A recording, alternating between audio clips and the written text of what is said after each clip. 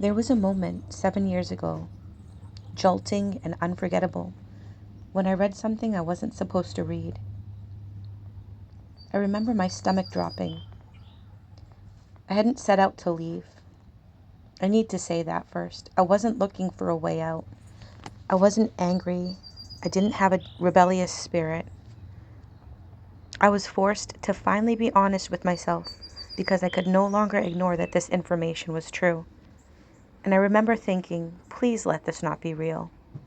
I spent months in agonizing and solitary silence because I already knew what it would cost me if it was true.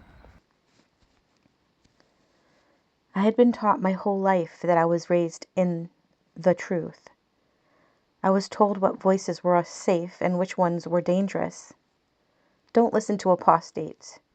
Don't read anything outside of jw.org. Don't even consider negative talk about our religion. So when I started reading court documents, policies, survivor accounts, things that weren't angry or dramatic, just factual, I felt scared. Not of the information, but of what it would mean about me if I accepted it. One question naturally led into another, not because I wanted to tear my world apart, but because the answers I'd been given no longer made sense. And once your conscience wakes up, it doesn't go back to sleep. Eventually, I realized something that broke my heart. No amount of explaining would matter. The moment I questioned openly, I was labeled apostate. That word did so much damage. It meant my reasoning didn't count anymore. My logic was dismissed before it was heard. Although I was once revered and admired for my deeply thoughtful and carefully researched comments at meetings, now that was no longer the case. My intentions were assumed to be corrupt. Others were told I was deceived, and people refused to hear a single sentence of what I was actually saying. They covered their ears, not because I was cruel, but because listening to me felt dangerous to them.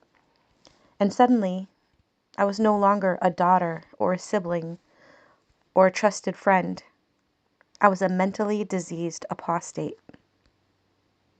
My family did not attend my wedding. That sentence still catches in my throat. It wasn't because they didn't love me. It was because loving me openly would have broken the rules that they lived by. That absence was loud. It sat in the room with me. It still does sometimes. Some family members told me they could only have a relationship with me if I returned to the religion. Not because they wanted to control me, but because they were taught that love has conditions. So I was left with a choice no one prepares you for. Be honest or be submissive and obedient to the religion. I chose honesty and I paid for it. Here's what I wish they could hear without fear, without defenses. I still love you. I don't see you as evil or mean or blind. I know exactly why you stay, because I once did too. I forgive you, and I'm grateful for the memories and the love that we shared when it was allowed, for the life that we built together for as long as we could. No belief system can erase that. The moments we shared, the memories we made, were real, and they still are. For a while, I held it together through the fog of waiting for the dust to settle after the chaos of learning hard truths. People thought that meant I wasn't hurting, but really, I was just holding myself together. The grief came later, when I finally felt safe enough to let it in. And when it came, it was heavy.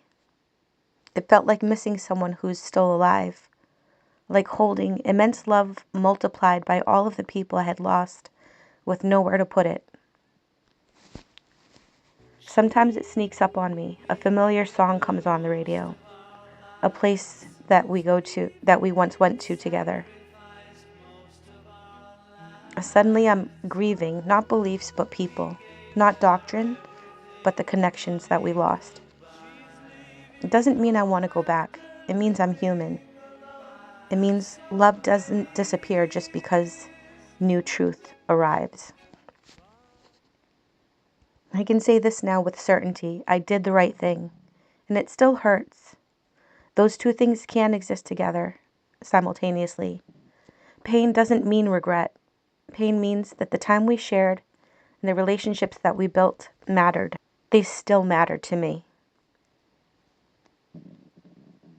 After leaving, at first I didn't know who I was. I only knew who I wasn't anymore. So I rebuilt slowly, through small choices, quiet honesty, listening to my own moral compass for the first time.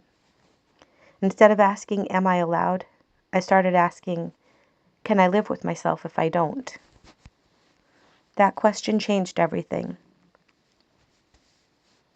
Belonging came back slowly, with difficulty, but gently. And people who didn't ask me to disappear or keep quiet.